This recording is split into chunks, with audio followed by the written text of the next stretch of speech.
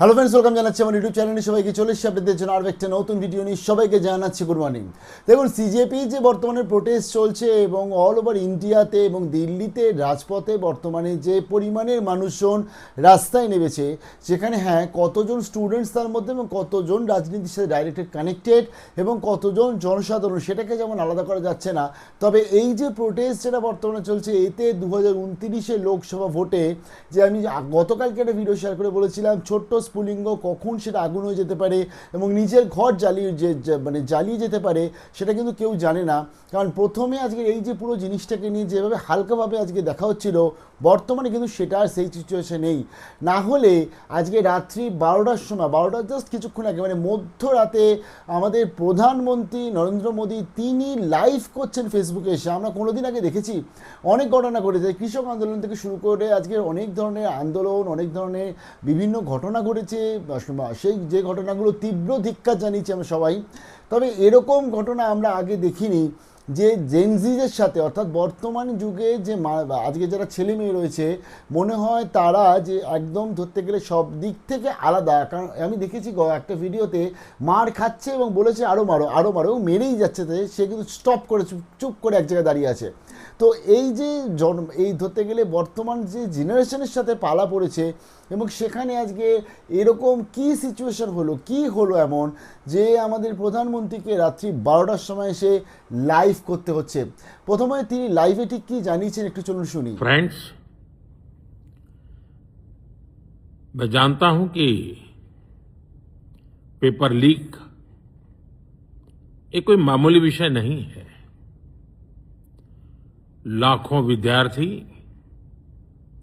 और उनके अभिभावकों के लिए बहुत ही पीड़ादायक है, और इसलिए पेपर लीक घटना से अब तक पिछले 2.5 महीनों में अनेक विध कदम उठाए गए, गुनहगारों को पकड़ा गया है, वे जेल में पड़े हैं। हमारा सबसे महत्वपूर्ण जिम्मा था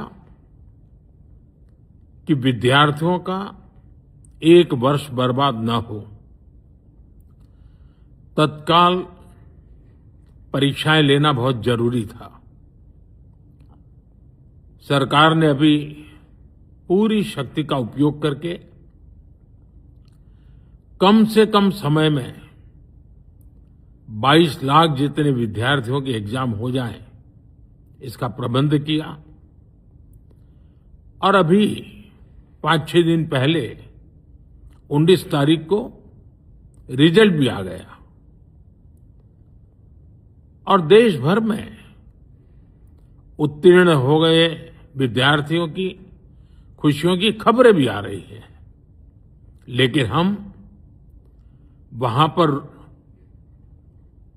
संतोष मानने वाले लोगों में से नहीं है, और इसलिए मैंने आज फास्ट ट्रैक कोर्ट के लिए विभागों को निर्देश दिए थे। आज विभागों ने लगातार मेहनत करके देर रात मुझे मुसद्दा भी दे दिया। फास्ट ट्रैक कोर्ट और कठोर सजा के प्रावधान के साथ का ये मुसद्दा कल कैबिनेट में चर्चा होगी। कैबिनेट के साथियों के सुझाव के बाद उसका अंतिम रूप दिया जाएगा, और सोमवार से संसद का दूसरा सप्ताह शुरू हो रहा है। तब जल्द से जल्द उस बिल को सदन में पारित कराने का प्रयास किया जाएगा। দেখুন তার লাইভে এটা স্পষ্ট, আজকে ক্যাবিনেটে আলোচনা হচ্ছে এবং ক্যাবিনেটে আলোচনা কি হয় সেটা তোমরা নিশ্চয়ই দেখবো। এবং আমি এটাও জানিয়ে দিই, আমাদের যে আজকে রাষ্ট্রীয় যে সেন্ট্রালের যে সচিব রয়েছে এডুকেশন ডিপার্টমেন্টে, তাকে সরিয়ে দেওয়া হয়েছে। তবে সেটা তোর দাবি নয়, দাবিটা হচ্ছে মন্ত্রীকে সরাতে হবে। কিন্তু আজকে ধর্মেন্দ্র প্রধানের সাথে আমি যেটা বলেছিলাম, একদম প্রধানমন্ত্রীর ডান হাত বলে অনেকেই বলে থাকে, তো তার জন্যই তাকে সরানোটা কতটা সম্ভব, বা আজকে ক্যাবিনেটে তাকে সরানোর জন্য বা অন্য ডিপার্টমেন্টে সুইচ করার জন্য কিছু ডিসিশন আসছে কি, সেটা তো পরবর্তী দেখবো। দেখুন এই যে টোটাল যে আন্দোলনটা চলছে, যদি আন্দোলনটা আমি আজকে অরাজনৈতিকভাবে দেখি, এই পলিটিক্যালভাবে দেখি, তাহলে বুঝতে হবে এই রাজনীতি এই আন্দোলনটা যখন প্রথমে শুরু হয়েছিল তখন কেউ হাওয়া দিচ্ছিল না, পাত্তা দিচ্ছিল না। পরবর্তীতে যখন এটা একটা তোল্লাই পেয়ে গেছে এবং যেভাবে বাচ্চাদের ওপর মারা হয়েছে, যেটা একদম অনৈতিক কাজ করেছে, সেটা আমরা বারে বারে প্রোটেস্ট করি, এখনও বলছি। সেই মারার পরবর্তীতে এবং সেখানে রাজনৈতিক ধরতে গেলে হাওয়া জুড়ে এসে পাল এমনভাবে উঠেছে, মধ্যগগনে উঠে গেছে।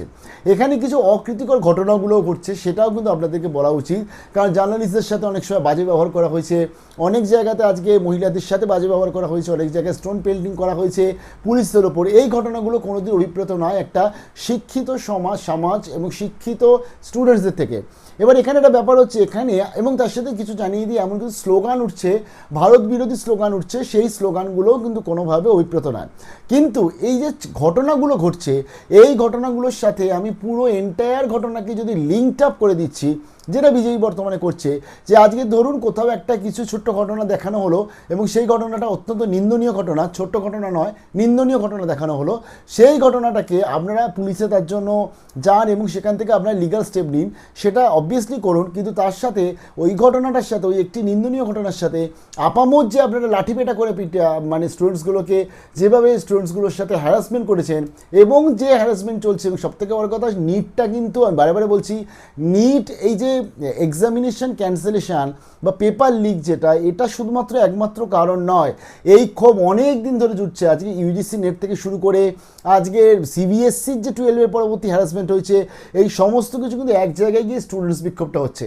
এবার ব্যাপারটা হচ্ছে এই যে অপ্রীতিকর ঘটনাগুলো কিছু কিছু ঘটেছে বলে সেটাকে দেখিয়ে আজকে কিছু গদি মিডিয়া, যারা সো কল গদি মিডিয়া, তারা কি করছে আলটিমেটলি ওই যে ঘটনাগুলো যেগুলো অরিজিনালি তার সাথে করছে, যেটার জন্যই সবাই লড়ছে, সবাই আন্দোলন করছে, ইভেন আমরাও যে বলছি সেটার জন্যই বলছি, তো সেটাকে কিন্তু ধামাচাপা দেওয়া হচ্ছে। কিন্তু বর্তমানে সোশ্যাল মিডিয়া যুগ, এটা আর সেই দূরদর্শনের যুগ নেই। এখানে বর্তমানে কিন্তু বিভিন্ন জন তারা প্ল্যাটফর্মে যাচ্ছে এবং তারা সেই ওয়েবসাইটে তারা তাদের যে ভিডিওগুলো ক্লিপগুলো কাটছে, কেটে সেটাকে দিয়ে দিচ্ছে ফেসবুকে বা ইউটিউবে দিয়ে দিচ্ছে, এবং তাতেই সেগুলো ভাইরাল হচ্ছে এবং সমস্ত ইনফরমেশনটা সবার কাছে যাচ্ছে। কিছু সংখ্যক মানুষ যারা আন্ধভক্ত বলা হয় যাদের, তো তারা কিন্তু শুধুমাত্র সেই সংখ্যক ইউটিউব চ্যানেলগুলোকে বা টিভি চ্যানেলগুলোকে দেখে যাচ্ছে যারা শুধুমাত্র আজকে মোদির প্রশংসা করেই যায়, প্রধানমন্ত্রীর প্রশংসা করে যায়, এবং সেই জিনিসগুলো দেখাচ্ছে। আজকে কিন্তু এর মধ্যেও কিছু সংখ্যক এরকম ইউটিউবারও আছে, এরকমও নিউজ চ্যানেল আমরা আশা করি পাবো, হাতে গুনে খুব কম আছে, তারা পুরোটা জিনিসটা দেখায়, তাই পুরো জিনিসটা দেখা প্রয়োজন। আর একটা প্রশ্ন, তারপরে অপ্রীতিকর ঘটনার সাথে এটাকে আমি লিঙ্কড আপ করে দিয়ে আসল জিনিসটা খেইটা হারিয়ে ফেলিয়ে সেটাকেই বাদ দিয়ে দিলাম, এটা কিন্তু উচিত নয়। আর একটা জিনিস যেটা হচ্ছে, অনেকেই বলছে যে বাংলাদেশ বা নেপালের সাথে এটা যা হয়েছিল বা ভারতে কি সেরম করার কিছু প্ল্যানিং চলছে কিনা। দেখুন বাংলাদেশে আজকে শেখ হাসিনা সরকার পড়ার সময় মনে রাখতে হবে সেখানে ছাত্র আন্দোলন ছিল এবং সেখানেও কিন্তু দেশ বিরোধী বলে অনেক কথা উঠেছিল।